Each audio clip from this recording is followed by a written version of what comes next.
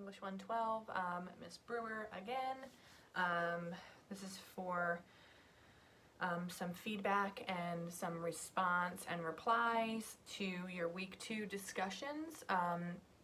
So a lot of you guys had a lot of really good things to say, and I took some notes. Hopefully I can read my own writing while I talk about some of the poems that you guys discussed. So I'm going to start with Caged Bird. Most of you guys addressed Caged Bird in some form or fashion, whether you wrote about it to begin with or you replied to somebody else.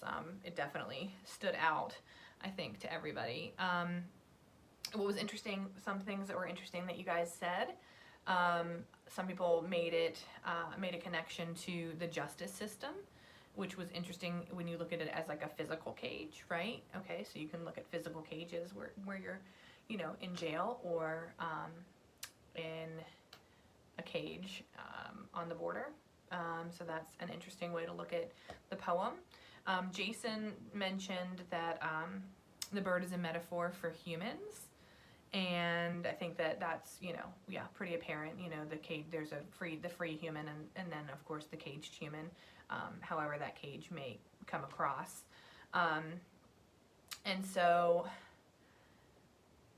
you also, Jason mentioned being caged during Corona, which, yeah, sure, Corona is definitely, you know, making us feel a little trapped-ish in our homes. But I do feel like it's really important to address the fact that if this is the most oppression that we are feeling, then that right there is indicative of our privilege.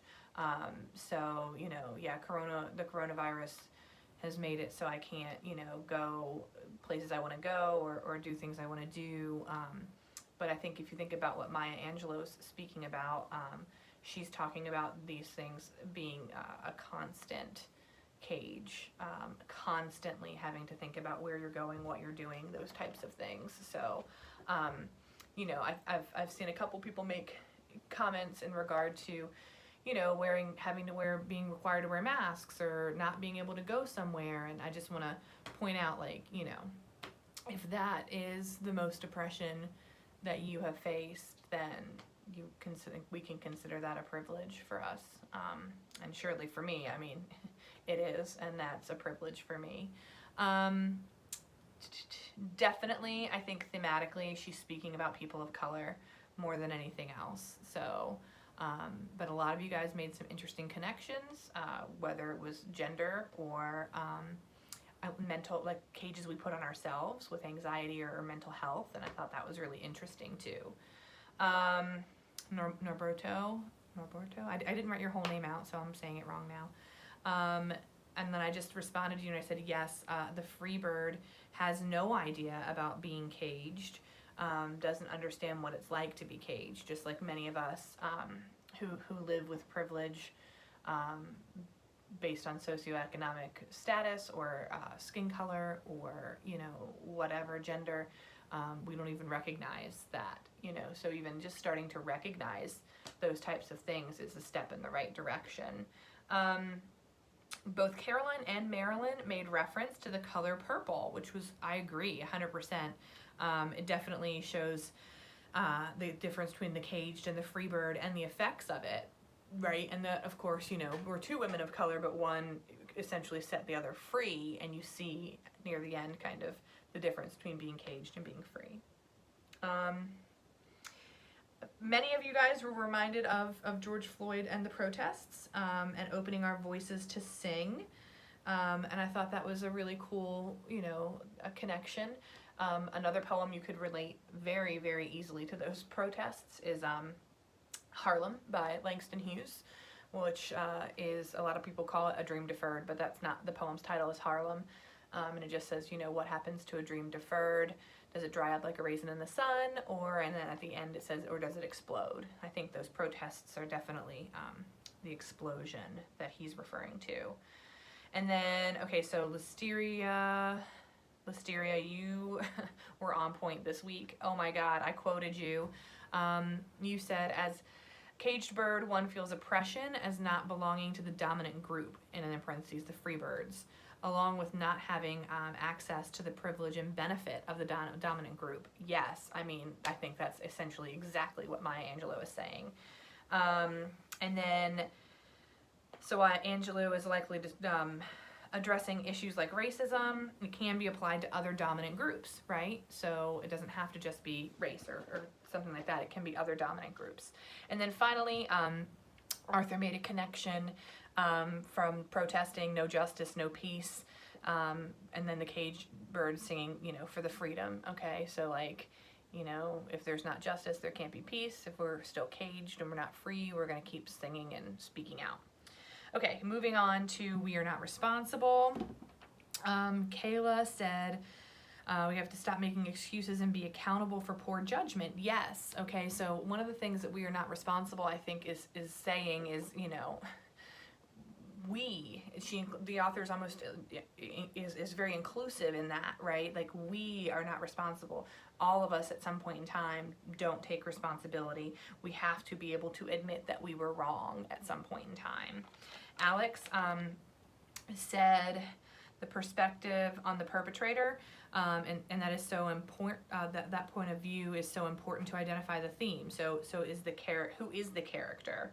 All right, the character is being portrayed by the author as who? Who is they? Right? Who is we? And I think we can put that in a lot of different categories depending on the lens that we read it.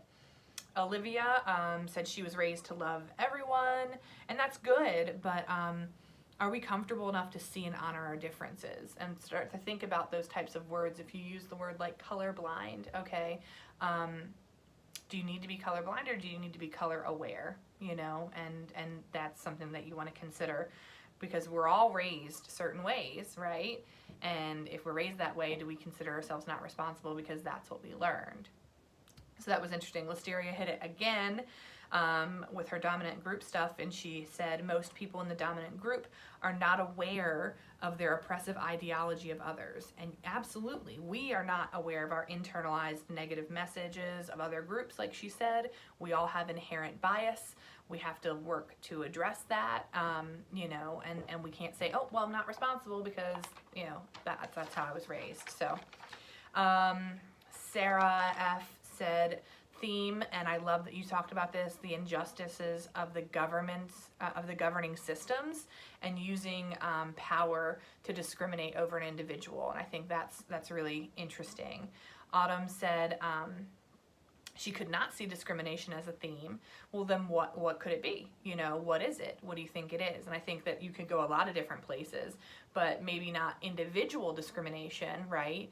But that governing system being able to use discrimination over individuals to exert power is interesting. Jennifer said the characters could be any one of us. I think you're absolutely right. Yes, and I think that's really important as we read that poem, to remember that. And then you talked about The Hate You Give, which I think is cool because I'm finishing up that book right now. Krista said certain groups discriminated against and no one will ever be responsible. Right, okay, so who is responsible for it? When can we start taking responsibility? Are we starting to hold people accountable and responsible through the protesting that you're seeing and things like that? James, I really liked your application to bureaucracy as a whole. Like, we can only do what they say, right? Well, who is they? Okay, that's what's so important. And yeah, is it the system as opposed to an individual? And a lot of you guys noticed the pronoun use we. So is the author including herself? Is she talking about others? And then Kobe, you said something about it being white people and made it very kind of like, you know, I guess, racially kind of the white people's oppression over a black people. But my question would be, is it individual or is it more systemic? And then kind of look back at some of the things people said, like James and Sarah, those types of things, okay? Moving on to a poem about my rights. I don't have a whole lot on this one. I can't read my own writing. Latandria, vivid imagery, what does that illustrate? Is it harsh on purpose? So a lot of you guys struggled with this poem, which I apologize. I probably should have given like a trigger warning to it. I didn't think about that. I will in the future. But yeah, I think that vivid imagery is important because I think that vivid imagery is what you almost are looking for to kind of get that, you know, shock of what it's like to experience those types of things. So if you're not someone, a couple of our male male students commented on that, and they were like, yeah, I just had no idea. Good. Well, this kind of gives you a little bit of that feeling, and if poetry can evoke that feeling, then we can try to empathize and put ourselves in someone's shoes who has experienced something like that. Lady Liberty, also not a bunch of stuff on that one, but Nicole referenced the need for restoration, or excuse me, Nicole referenced the restoration of the statue and how that restoration was a lie. And I thought that was really interesting because the issues are still there. So what the Statue of Liberty represents, are those things happening, or are we cleaning it up? But really underlying what that statue stands for is not actually happening. And so is the country doing what that statue is supposed to stand for? So I thought that was a really interesting note about the restoration. And then the last top poem I'm going to talk about is Poem by Poem. And the theme definitely revolves around, you know, mass shootings and things of that nature. I don't know that this is as racially driven as some of our other stuff is. It's definitely kind of another social issue in this country, which has to do with mass shootings and violence of that nature and those types of things, gun violence in general. And Hannah said something really cool, and I really liked it. She talked about the form and talked about scattered words, reminding her of someone gasping for air. So that's a really interesting way to read the poem. When I read it, the scattered words made me think about like the scattering of bullets. Okay, so is that why he's choosing to do it? I think both are really interesting ways to look at it. Emerita's theme, she said, remember what happened and be prepared for the future. And I think that's super important, right? You have to write about these things, and poem by poem, we write about them to remember them and to hopefully work for change. And on that note, Kayla H., I'm trying not to use y'all's last names because it's 3 different classes, so said, she quoted the line, poem by poem, we can end violence. Great. So by using our voices, poem by poem, by remembering and, like Emerita said, being prepared for the future, can we actually do that? Are we doing it now with signs and protesting and conversations that are difficult? And then Kayla H. also related this poem to Childish Gambino's This Is America, which I love. I love that video. And I'm interested in that correlation because I do feel like the line that you quoted, poem by poem we can end violence, would be kind of the antithesis of what Childish Gambino is doing with This Is America, because I don't know that he's saying we can change it, like this is what it is. But maybe we have to see it for what it is before we can even go to change it. So there's that. And the last thing I want to say about that one is, why do you think he tied this poem to a mass shooting? And is it because we too quickly forget about those things because they happen too much? Are we desensitized to it? And then you go back to the relation to Childish Gambino's This Is America. If you haven't seen the video, check it out. Don't just listen to the song because the video adds so much more to it. And then you can kind of see what Kayla was talking about there. So that's all my notes for y'all's discussion for week 2. If you have questions about your grades, make sure when you email me, you let me know who your 2 responses were to.